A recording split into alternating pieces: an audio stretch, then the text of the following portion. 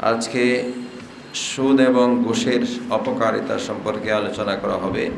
আল্লাহ রাব্বুল আলামিন আমাদেরকে বোঝার আমল করার আল্লাহ তৌফিক দান করুন, আমিন।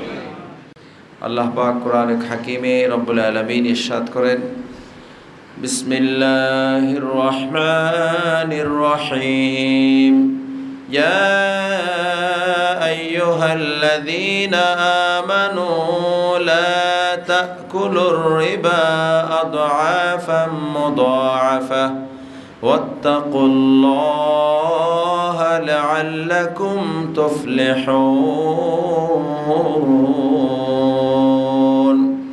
আল্লাহ রাব্বুল আলামিন বললেন, হে মুমিনরা, লা তাকুলুর রিবা আদআফাম মুদাআফা, তোমরা চক্রবৃদ্ধি হারে ক্রমবর্ধমান সুদ প্রথা খেও না, সুদ প্রথা বন্ধ করো, এগুলা তোমরা কখনো বক্ষণ করিও না। ওয়াত্তাকুল্লাহ, আল্লাহকে ভয় করো, লাআল্লাকুম তুফলিহুন, যাতে তোমরা সফল কাম হতে পারো। ওয়াত্তাকুন নার আল্লাতী উইদ্দাত লিল মুত্তাকিন, ওই জাহান্নামকে ভয় করো যেটা কাফিরদের জন্য প্রস্তুত করে রাখা হয়েছে। সুদ গ্রহণ করলে, হারামের মধ্যে জীবন যাপন করলে কাফেরদের জন্য যে জাহান্নাম আল্লাহ বানিয়েছে সেখানে যেতে হবে। আল্লাহ রাব্বুল আলামিন সেই জন্য বললেন, ওয়াত্তাকুন নার আল্লাতী উইদ্দাত লিল মুত্তাকিন, ওই জাহান্নামকে, ওই আগুনকে তোমরা ভয় করো যেটা আমি কাফিরদের জন্য প্রস্তুত করেছি, সেই আগুনকে, সেই জাহান্নামকে তোমরা ভয় করো। এই আয়াতে কারিমা মধ্যে জাহেলি যুগের একটি সুদ প্রথার কথা উল্লেখ করেছেন। সেটার প্রচলন এখনও বিভিন্ন জায়গায় আছে, যে জাহেলি যুগে সমস্ত কাফিরদের নেতারা সুদের কারবার করত। সবাই বলুন নাউজুবিল্লাহ। আবু জেহেল থেকে শুরু করে যত কাফেরদের নেতা ছিল সবাই সুদের কারবারে ছিল, সুদের কারবার করত। সুদ দিতে না পারলে তার সহায় সম্পত্তি সব নিয়ে ফেলতো, সন্তান নিয়ে আসতো, যা যা আছে সব কিছু নিয়ে আসতো। যা দিয়েছে তার দ্বিগুণ হয়েছে, 3 গুণ, 4 গুণ, 5 গুণ, এভাবে বৃদ্ধি হতে হতে এক সময় ওর যা আছে সব কিছুই সুদদাতার হয়ে গেছে। সবাই বলুন নাউজুবিল্লাহ। এভাবে করেই সুদের প্রচলন ছিল। আল্লাহ রাব্বুল আলামিন সম্পূর্ণভাবে এই সুদ প্রথাকে, ইসলাম মানবতার ধর্ম, মানবিক ধর্ম, ইসলাম কাউকে ঠকাতেও বলে না, নিজেও ঠকতে বলে না। আল্লাহ রাব্বুল আলামিন, আল্লাহর হাবিব সাল্লাল্লাহু আলাইহি ওয়াসাল্লাম এই মহান জীবন বিধান, জীবন আদর্শ, এটা সকলের জন্য কল্যাণকর। সবাই বলুন আলহামদুলিল্লাহ। সুদ সেটা কি আমরা জানি কম বেশি। সুদ হচ্ছে আর রিবা হুয়া ফাদলু খালিন আন ইওয়াদিন বিমিয়ারি শারঈন মাশরুতিন লিআহাদিল মুতাআকিদাইনি ফি মুআওয়াজাতিন।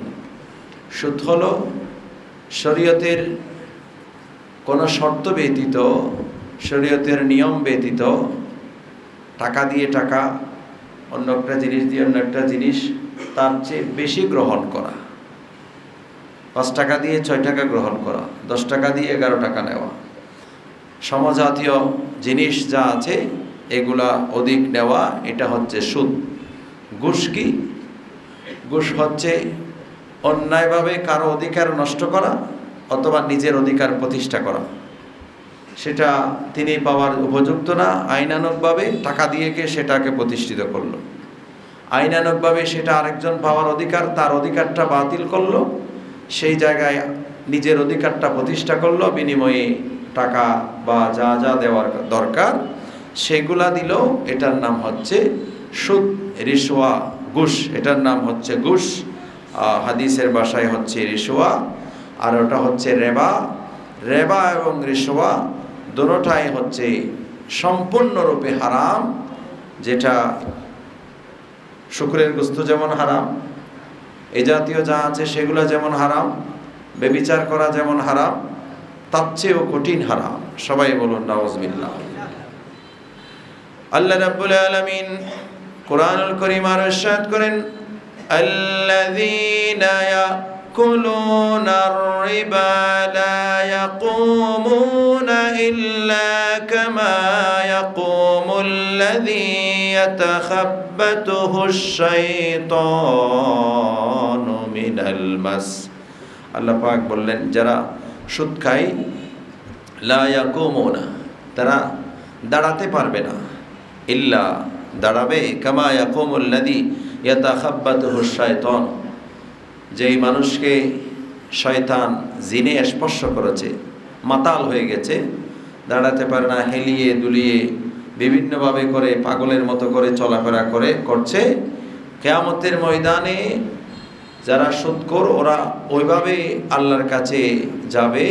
দুনিয়াতে জিনের আসরগ্রস্ত রোগী, জিন শয়তানের আসরগ্রস্ত রোগী যেভাবে পাগলামি করে, হেলিয়ে দুলিয়ে চলে, এভাবে করে কিয়ামতের মাঠে উঠবে এবং তার পেট এত মোটা হবে সেটা বহন করে দাঁড়াতে পারবে না, দাঁড়াতে চাইলে পড়ে যাবে, দাঁড়াতে চাইলে পড়ে যাবে।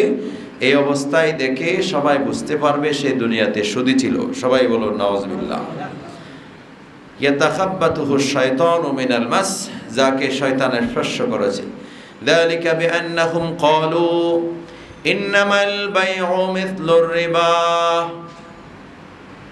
আর যারা এই কারবার করে ওনারা বলে এটাও তো ব্যবসার মতো, এটা আমি ব্যবসা করছি, ফায়দা নিচ্ছি। বিভিন্ন শব্দ ব্যবহার করেন, নতুন নতুন শব্দ, বালা বালা বিভিন্ন শব্দ। যারা এই কারবারগুলি করে ওনারা এখানে বিভিন্ন শব্দ ব্যবহার করে এবং বলে ইন্নামাল বাইউ মিথলুর রিবা, ব্যবসাও রেবার মতো। বাই হচ্ছে ব্যবসা, রেবা হচ্ছে সুদ। যারা সুদের কারবার করে ওরা সুদকেই ব্যবসা মনে করে। সবাই বলুন নাউজুবিল্লাহ। যারা সুদকেই, সুদের কারবারকেই নিজের জন্য ব্যবসা হিসাবে নির্ধারণ করেছেন, ব্যবসা মনে করে, আল্লাহ রাব্বুল আলামিন বলে তারা কিয়ামতের মাঠে আল্লাহর সামনে পাগলের মতো করে, জিনে ধরা রোগীর মতো করে দাঁড়াবে। সেই সুদি কারবার করত, সেটা ময়দানে মাহশরে সবাই বুঝতে পারবে। সবাই বলুন নাউজুবিল্লাহ। ওয়া আহাল্লাল্লাহুল বাইআ ওয়া হাররামার রিবা। অথচ রব্বুল আলামিন ব্যবসাকে হালাল করেছেন আর সুদকে করেছেন হারাম। ব্যবসাকে আল্লাহ হালাল করেছেন, সুদকে আল্লাহ হারাম করেছেন। এবং হালাল ব্যবসায়ী যারা, as-suduqul আমিন যারা হবে, হালাল ব্যবসায়ী যারা হবে, আত-তাজিরু মা-সুদুকুল আমিন, হালাল ব্যবসায়ী যারা, তারা রাসূল পাকের সাথে জান্নাতে যাবে। সবাই বলুন সুবহানাল্লাহ। রাসূলুল্লাহর সাথে তারা জান্নাতে যাবে যারা হালাল ব্যবসায়ী। আমাদের দেশের বড় বড় অনেক ব্যবসায়ী আবার ব্যবসা করে শিল্পপতির কাছে গেলে এখানে যা আছে নিয়ে টিয়ে যা পারে নিয়ে পরে বলে যে আমি বাংলাদেশের নাগরিক না। সবাই বলুন নাউজুবিল্লাহ। ওনারা বড় বড় ব্যবসায়ী। আল্লাহ আমাদেরকে হেফাজত করুন। সবাই বলুন আমিন। এই জন্য আল্লাহর হাবিব দুই জিনিস থেকে আল্লাহর কাছে পানা চেয়েছেন, মিনাল ফকরে ওয়াল গিনা। আল্লাহুম্মা ইন্নী আউযু বিকা মিনাল ফকরে ওয়াল গিনা। আল্লাহ আপনার কাছে অতি দরিদ্রতা এবং অতি ধনী দুটোটা থেকে পানা চায়। অতি ধনের কাছে, অতি ধনওয়ালার কাছে ইসলাম ধর্ম কোনো বিষয় নয়, শরীয়তে এগুলো কোনো বিষয় নয়। এক এক সময় এক এক ধর্মের মতবাদ ওনার চলাফেরা হয়ে যায়, এক এক সময় এক এক ধরনের উনি হয়ে যায়, ধর্মের কোনো আগাগোড়া ওনার ঠিক থাকে না, এক এক সময় এক এক ধরনের হয়ে যায়। এই জন্য আল্লাহর হাবিব বলল, আল্লাহুম্মা ইন্নী আউযু বিকা মিনাল ফকরে ওয়াল গিনা। আল্লাহ অতি দরিদ্র এবং অতি ধনী দুটোটা থেকে তোমার কাছে আমি পানা চাই। দুটোটার কারণেই ঈমানের খতরা আছে, দ্বীনের খতরা আছে, দিন থেকে বিচ্যুত হয়ে যাওয়ার সম্ভাবনা আছে। সবাই বলুন নাউজুবিল্লাহ।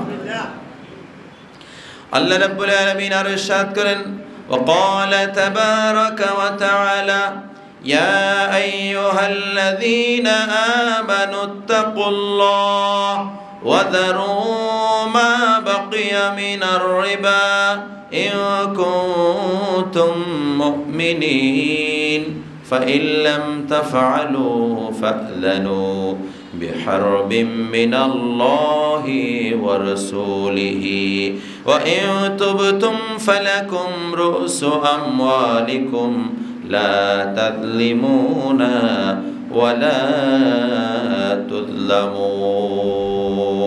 আল্লাহ রাব্বুল আলামিন বলেন, হে মুমিনরা, তোমরা আল্লাহকে ভয় করো। ওয়াদারু মা বাকিয়া মিনার রিবা, সুদের বাকি অংশ ছেড়ে দাও।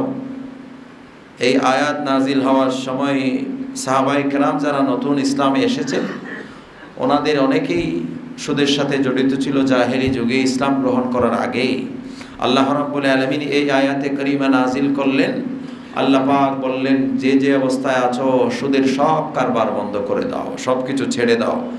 সমস্ত সাহাবায়ে কেরাম মুহূর্তের মধ্যে সব কিছু যাদের কাছে ছিল সব কিছু ছেড়ে দিল।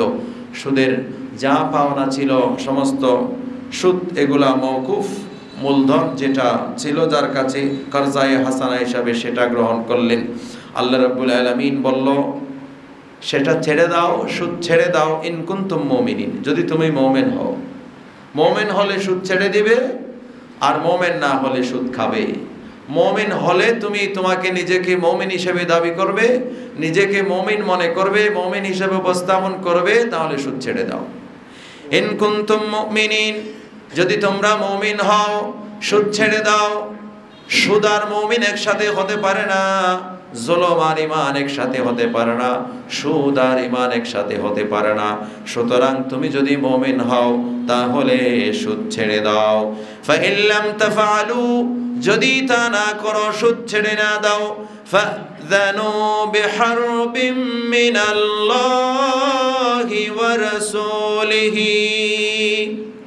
আল্লাহ পাক কঠিন হুঁশিয়ারি দিলেন, যদি সুদ ছেড়ে না দাও আল্লাহ এবং রসুলের সাথে যুদ্ধ করার জন্য প্রস্তুতি নাও। আল্লাহ কঠিন হুঁশিয়ারি দিলেন, যদি সুদ ছেড়ে না দাও, সুদের কারবার করতে থাকো, সুদকে ব্যবসা মনে করতে থাকো, তাহলে ফাযানু বিহারবিম মিনাল্লাহি ওয়া রাসূলিহি, আল্লাহ এবং রসুলের সাথে যুদ্ধের জন্য প্রস্তুত হও। আল্লাহ এবং রসুলের সাথে যুদ্ধ করতে পারবে বান্দা? পারবে না, বান্দা যুদ্ধ করতে পারবে না। সুতরাং আমরা যেহেতু পারবো না, আল্লাহর কুদরতের শক্তি আসলে মশার মধ্যে সেটাও মানুষ মেরে ফেলে।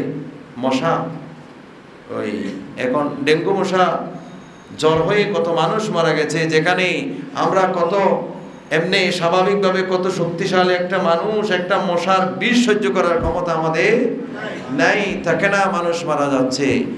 কেন আমি আল্লাহর সাথে যুদ্ধ করতে যাব? কেন আমি এই কাজ করতে যাব যে কাজ করলে আল্লাহ যুদ্ধের হুঁশিয়ারি দিলেন, যুদ্ধের ঘোষণা দিলেন? সবাই বলুন নাউজুবিল্লাহ। আল্লাহ যেন আমাদেরকে এই সব কিছু থেকে হেফাজত করেন। সবাই বলুন আমিন।